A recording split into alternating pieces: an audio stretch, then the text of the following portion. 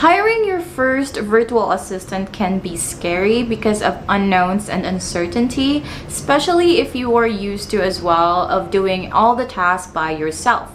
And that is why I'm making this video, especially for those food bloggers who are ready to take their food blogging into the next level.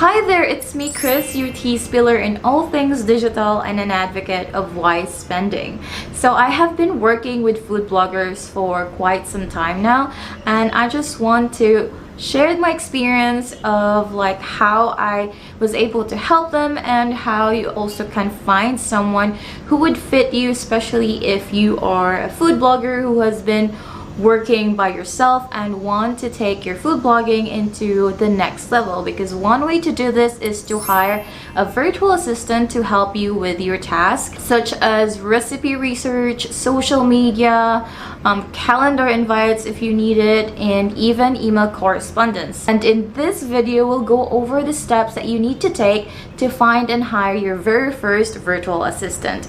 And the first thing, of course, you need to do is to identify your needs. Before you start your research, take some time to think about what tasks you need help with. This includes tasks such as recipe research, as I've said earlier, photo editing, or even social media management. Make a list of these tasks so you can clearly communicate your needs to the potential candidate or candidates. And the next thing, of course, is if you're already set with the tasks that you need, you can then go and find or search for your ideal candidate. There are several places you can find virtual assistants, such as online job boards or social media or freelancing website, and you can look for candidates who has experience in your industry and skills necessary to perform the task on your list. Or even if they don't have any experience, as long as they are willing to learn, or if you are also willing to teach them and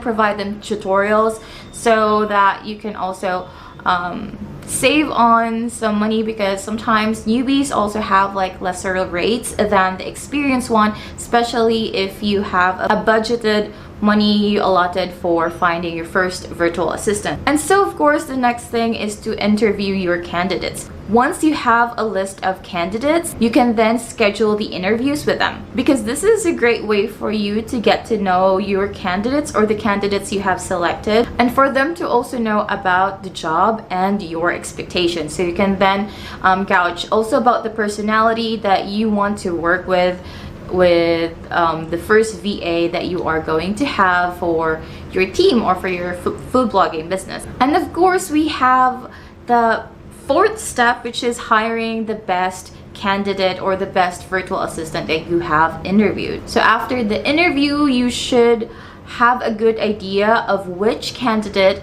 is the best fit for your needs. Take into consideration their skills, experience, and personality, as I've said earlier, when you are making your decision of hiring the VA. And then we have the last step, which is onboarding your very first virtual assistant. This could be really fun, because then that's where the excitement gets into, like want to start offloading some of your tasks to your very first VA. So once you made your decision, it's time to onboard and provide them with all the things that they need. This could be Google folders, or if you have Airtables for all the content that you have planned for a month or year, and all those necessary or like login information that they need to get started. And make sure to set your expectation and communicate to them what you really need, and also let them know about your goals, the milestone that you're looking for in a specific period of time. And make sure to, of course, check in with them every now and then, have a call, or maybe just chat with them every day or like every working days to get to know where they are already from the task that you have assigned them with. And of course, we have the contract just to make sure and to give both sides like assurance of the safety of your information that you are sharing to them, as well as on their end of like being assured that they would get paid and stuff like that. And that is mostly everything on like all the steps that you need to hire your very first virtual assistant. And make sure to also check their backgrounds when hiring them.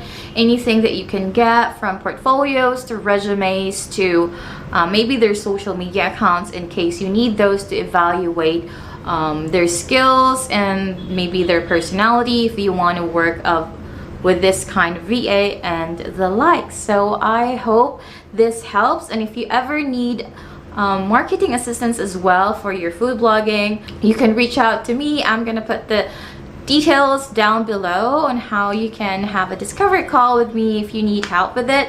And that is it. If you have any questions as well, you can leave them in the comment section below, and don't forget to check that notification bell for more upcoming videos from me, and even subscribe if you love this video, if you love my content. And see you on my next one. Bye.